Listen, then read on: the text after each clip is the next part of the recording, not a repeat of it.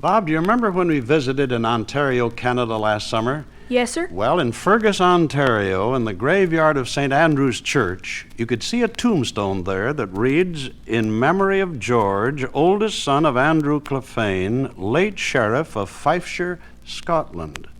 Died 2nd of May, 1851. You'd never guess that that tombstone and a lovely gospel song, the 90 and 9, are both part of the same story. And here's how it happened. George Clephane left his home in Scotland as a young man and went to Canada to live and work. But George had a very sinful habit that was ruining his life. Every chance he had, he would get so drunk he could hardly walk. One night he went out with some of his friends, and they drank, and when George tried to walk home, he was so drunk he fell down beside the road, and there he stayed through the cold night. The next morning, someone found him and carried him to a doctor, but it was too late. He became sicker and finally died. His sister Elizabeth loved him and knew that God loved him too. She had prayed for him for a long, long time. And when she heard the news of her brother's death, she went up to her room and cried. And then she thought about the parable in the Bible that tells about the man who had 100 sheep. All of them were safe in the fold, except one. And that one was wandering about in the dangerous mountains. She thought of how the shepherd loved that one lost sheep, and leaving all the others, went out into the mountains to look for it and to bring it back to the fold. Elizabeth Clephane thought about that story for some time. She said to herself, "That's my brother. He's the lost sheep. He's the one that wandered away from the fold out into the hills of sin." And the more the young girl thought about her dead brother, the more she thought of the loving shepherd. There in her room, she sat down and began to write a poem. There were 90 and 9 that safely lay in the shelter of the fold. But one was out on the hills away, far off from the gates of gold, away on the mountains wild and bare, away from the tender shepherd's care. She finished the other stanzas, and then she locked it in her desk so no one else would see it.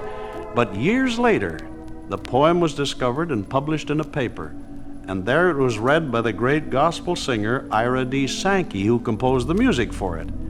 And he sang it for the first time in an evangelistic meeting conducted by D.L. Moody.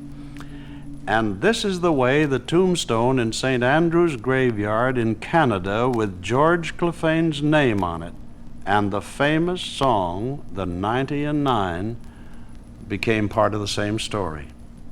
Let's listen to this song now, and let's think of George Clephane, the lost sheep that the song is about. And maybe we can pray for some lost sheep we know too. Boys and girls who don't know the Lord Jesus and need the Good Shepherd to rescue them and bring them safely to his fold.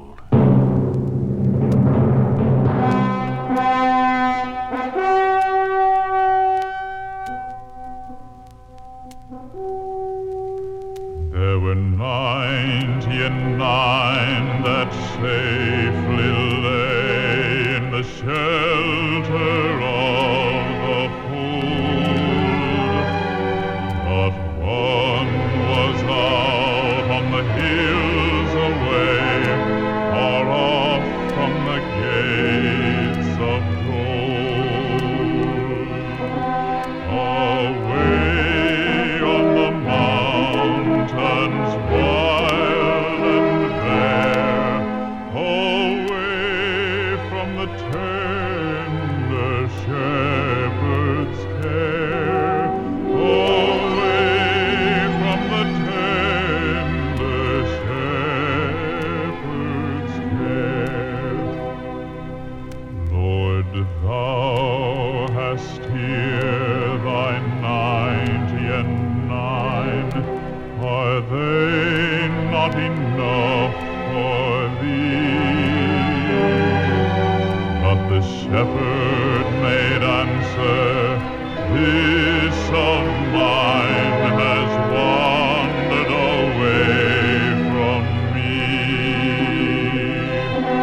And although the road be rough and steep, I go to the